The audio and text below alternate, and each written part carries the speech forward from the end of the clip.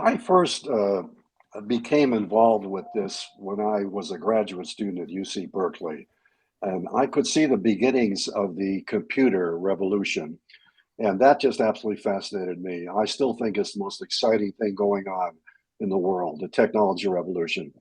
And I pursued it in a number of ways. I first studied corporations. One of my papers, Beyond the Profit Motive, won the Mitchell Prize in 1977.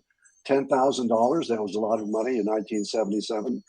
And that idea is now becoming commonplace. It's being called stakeholder capitalism. It's just the beginning. And then I set up TechCast, and we forecast all technologies, everything, using a panel of 200 experts around the world. We won awards. We're featured with a full page in Washington Post, and we're cited by the National Academies of Science. So I've done a lot of things trying to understand the technology revolution, but it really started surprising me about 10 years ago when we first began to see what I'm going to call the post-factual phenomena. People who make up ideas out of whole cloth sometimes that have no relationship to reality or the facts, but they become widely accepted, like the big lie, anti-vaccination, climate denial. On the left, it's being woke. Now, this is very significant, I think. It's easy to write this off as just nonsense, but it's more than that. It's an indicator that we're moving into an age of consciousness, because this is beyond knowledge. We are living in an era beyond knowledge right now. By that, I mean the major decisions that are being made, the issues that are being discussed, are not based upon facts and knowledge. They're based upon emotions, values, and beliefs. That is consciousness. That's a higher form of consciousness. But it's not the enlightened consciousness we normally think of. It's kind of a crazy consciousness, which tells us that consciousness is a vast domain. It's huge. It includes the good things and the bad things. And the challenge now is to make this consciousness a productive consciousness, a global consciousness that can create a sustainable world. Now, this is also a shift to a new stage of evolution. When I first realized this, it brought back my work studying social evolution. I'm going to show you the results of that. We're going to lay out the entire life cycle of evolution. And this is a new stage in social evolution. An age of consciousness is here. The cover, to the cover just for a minute.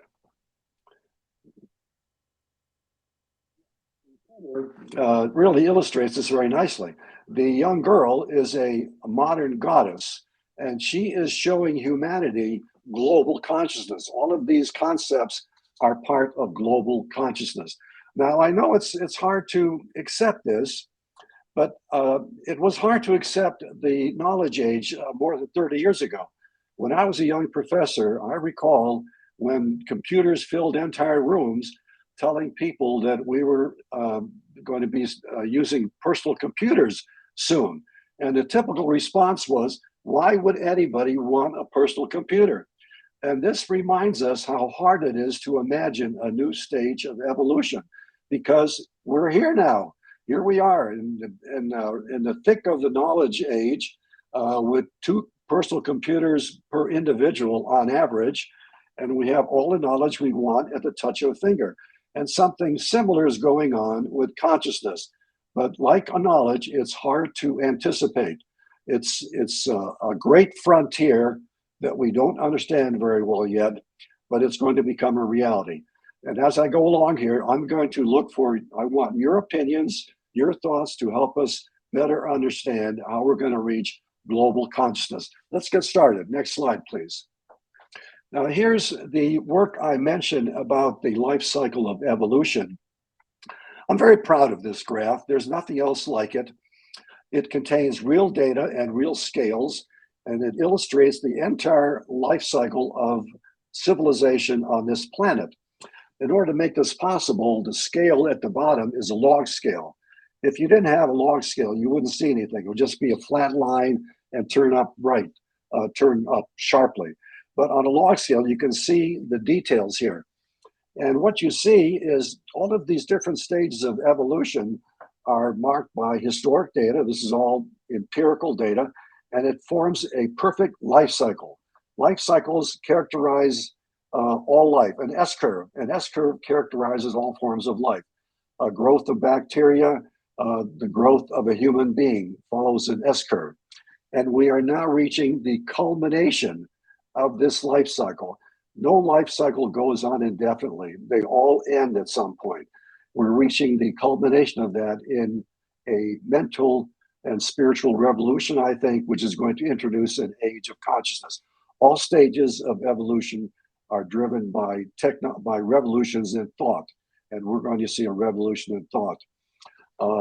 This all started, as I said, with the post-factual phenomena, and now it's becoming much more widely conceived than that. It's the beginning of an age of consciousness. Everything beyond knowledge is by definition consciousness. Let's move on. We're going to talk about this in more detail.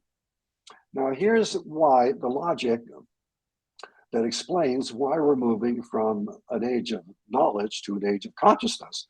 This triangle here illustrates the structure of consciousness, and it's, I think, widely accepted by the scientific community, especially the distinction between objective and subjective forms of consciousness. The objective stuff, memory, learning, knowledge, decisions, is what computers are good at. And that's what's being automated now by the digital revolution and AI. All of the objective stuff is being automated, and that's driving attention up the hierarchy of consciousness into the subjective realm.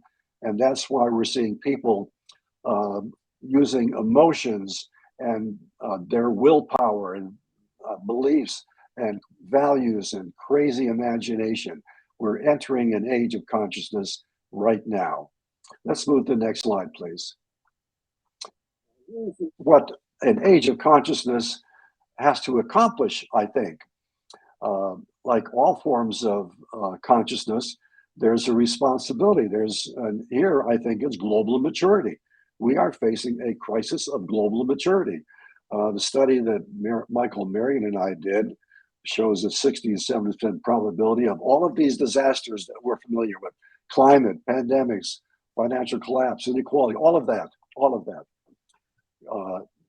You can stop ordinary people on the street and ask them if they think the present system is going to work, and they will say no, that they will agree that things look grim. The COVID pandemic made that clear. The system doesn't work. Here's a New York Times quote from a survey: 56% of humanity thinks we are doomed. The UN reports that unless we make dramatic changes in a decade, we could see a total societal collapse. So this is serious. This is the biggest challenge facing civilization. Let's move on. Next slide, please. Now, here's what I think global consciousness should look like. This is just the preliminary work we've done. We really don't know, but I think this is reasonable. We need a vision. There is no vision for where the world is going. So we need a vision that would result in a sustainable world. This is not a utopia or wishful thinking. It's the kind of vision that any business person would use when they introduce a new product. They have to envision the product and how it would work and who would use it. And then they can bring it into reality. So we need a practical vision for how a sustainable world would work. And I just offer two simple ideas. This can be a lot more complicated, of course, but two simple ideas: respect for the earth. It's the foundation of all life, and we've got to stop treating the planet in such cavalier fashion and make sure that it is sustainable. And that can be done very simply using not simply, but very directly by imposing a global carbon tax, in which the money is refunded back to the citizenry, so it encourages economic growth. And if you create the incentives properly, then we would contain the carbon problem. And then we need global cooperation, because these are global problems, and you can't solve global problems with local solutions. This doesn't mean world government. It simply means that countries and corporations should cooperate on common problems for their own self-interest. And then here you have at the right a little survey my TechCast people did for global consciousness. We think it's likely to enter the leading edge at about the year 2030, about 8 years from now. I think that's a pretty good forecast, but there's a lot of doubt about this. You can see that 8 people out of 29, 27% thought that would never happen or would happen much later. And we have better data that suggest about a 50% probability of global consciousness and a 50% probability of just muddling through or autocracy. So there's a great deal of doubt about this. The world is posed at a knife edge between maturity and disaster. And that's why we need your opinions. Let's move to the next slide, please. Here's one of the things that I think we should focus on. The key to making serious change is to change institutions like the corporation. And I am happy to tell you that I think that's happening right now, to the extent that business could, I think, lead us out of this mess. Because the Business Roundtable 2 years ago, as you probably know, eliminated the concept of shareholder supremacy. That is, profit is no longer dominant, and they recognize the legitimate role of all stakeholders, employees, customers, and the public, and so forth. That is revolutionary. That's what I anticipated 40 years ago with my paper, Beyond the Profit Motive. It's revolutionary. And if corporations do this correctly, business leaders will become servant leaders that serve all of these constituencies better by working with them to solve strategic problems that create value. So everybody benefits, including making more money for shareholders possibly, and at less risk, because they're working with the parties that create uncertainty, labor and customers. And I think this is one indicator that tells me this is likely to happen is that I'm happy to tell you, Fortune magazine accepted an article of mine titled the Democratic Enterprise Will Redefine Society. This is a full-throated call to transform capitalism into a system of democratic enterprise. And the fact that Fortune published it tells me that the time for this is here. Let's move to our last slide, and then we're going to wrap this up. So now I want you to think about what this means for you. What are your thoughts about this? How can you help us better understand this enormous undertaking? How do you think the crisis of global maturity can be solved to create a sustainable world? What are the prospects for this shift to global consciousness? What would happen if we didn't make the shift? And what is your concept of global consciousness? So we're eager to get your thoughts on this. Thank you for your attention. Great, thanks, Bill. That was a lot of really cool stuff. So I have a question right from the bat, but before I do that, I want to actually show, just 1 second, I want to show the QR code. We have created this QR code right here. You can scan it. Maybe you can go full screen on this for a second, Zeynep. Please scan the code. This is where you can find everything that we have talked about here later. You can find the films here, the slides from Bill, my own slides and stuff. I'm going to show the code again later. It's the link to what's called a Padlet, right? Which is a good way of showing things. I have one question for Bill before we go into the general questions here. Bill, maybe you can describe the definition of consciousness quickly, because we're talking about consciousness. It's a complicated topic. It's like happiness, right? But what exactly do you mean when you talk about it? Interesting topic, because some people think of it in universal terms, that this vast Jungian kind of consciousness out there in the universe that we tap into. Well, that may be, but I like to be very precise, very operational, and define it in the terms of that triangle I showed you. There's objective consciousness, which is being automated by the digital revolution, and subjective consciousness, which is emotions, values, and beliefs. That's very tangible. We can understand those things. Those are things we experience every day. Yeah, I mean, it's interesting, when I read your book starting last year or so, when I came across this, I I had been talking about spirituality, consciousness, and those kind of concepts a little bit, but not very much. And you kind of egged me on to talk about it a lot more, because going beyond, this kind of logic and knowledge thing. And it's funny because I've been a futurist for 20 years, and a lot of the work was about knowledge and logic, but now it's shifting towards this idea of the concepts of where we're going. I think my work is shifting. Your work obviously has shifted as well. And so it's really great to come together like this. Gerd, I sense that consciousness is becoming the biggest issue in science and in public affairs. I hear it everywhere.